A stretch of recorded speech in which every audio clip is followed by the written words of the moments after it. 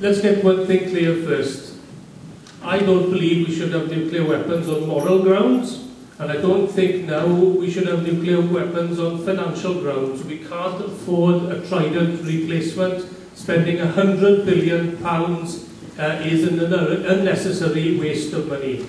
Now, the Cold War scenario where state versus state wars were likely is not now upon us. There's a different kind of defence required. Now, what surprises me is that the Conservatives and the Labour Party have decided not to include Trident in the Strategic Defence Review. I think it should be included because I think we need to question its necessity. In terms of a replacement, we don't need it, but I'm concerned about the policy of the Liberal Democrats on this. Now, they believe in what they call minimum deterrence. Is that one nuclear bomb, 2, 3, 4, 5? We don't know.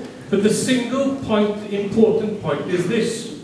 If you maintain aging nuclear weapons, they get more expensive to maintain as time goes by.